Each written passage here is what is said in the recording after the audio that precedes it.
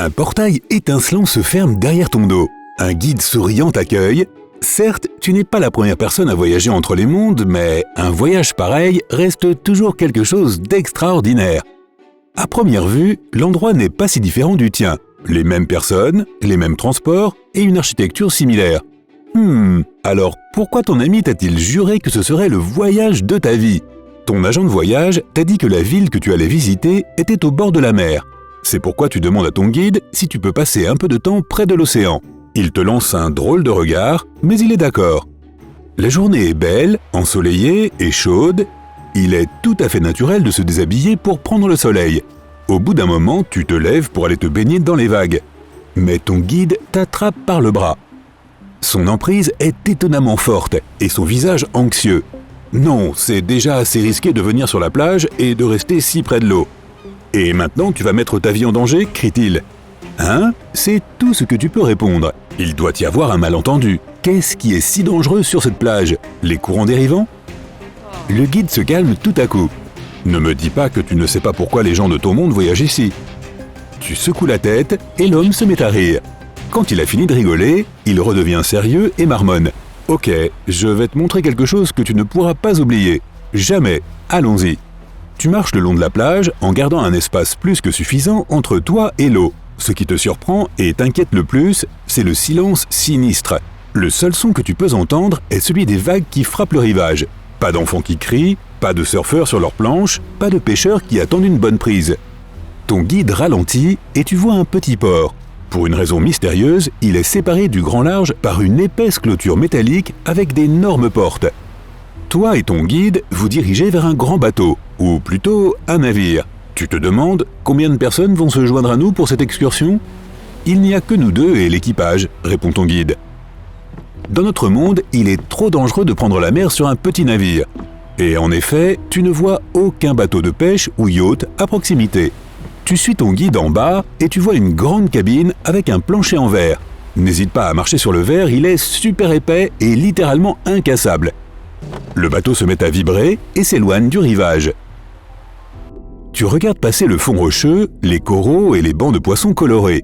L'eau sous le bateau s'assombrit. Tout à coup, ton guide murmure « Le voilà !» La créature est énorme, plus longue qu'un semi-remorque et presque aussi longue que le navire sur lequel tu te trouves. Son corps ressemble à celui d'un varan, mais il est plus long et plus aérodynamique. Cela rend l'animal plus doué pour la nage.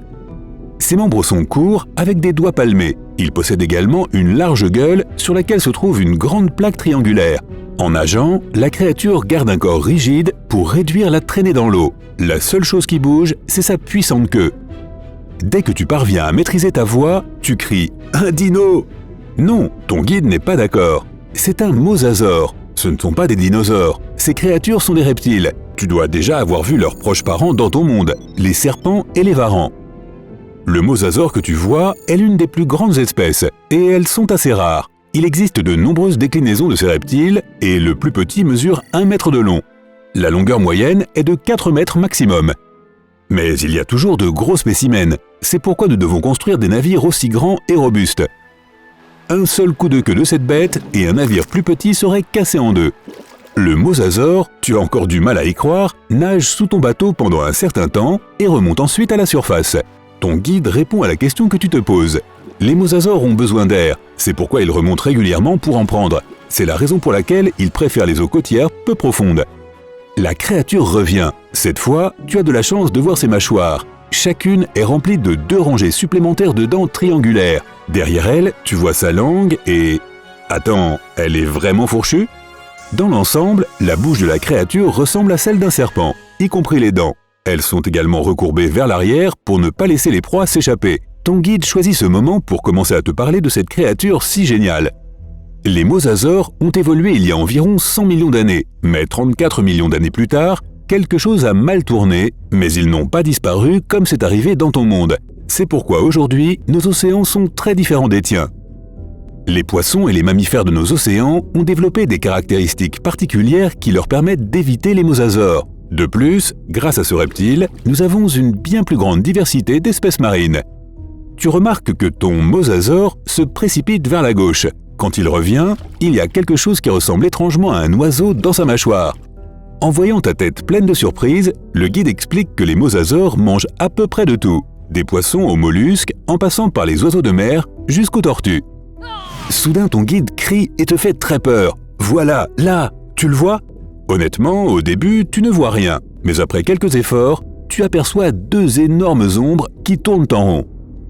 Ton guide déborde d'excitation. Tu ne peux pas imaginer la chance que nous avons. Je fais ce travail depuis 15 ans, mais je n'ai jamais vu un mosasaure se battre avec un mégalodon. Pendant un instant, ton esprit cesse de fonctionner. Est-ce qu'il vient de dire qu'il y a des mégalodons dans son monde?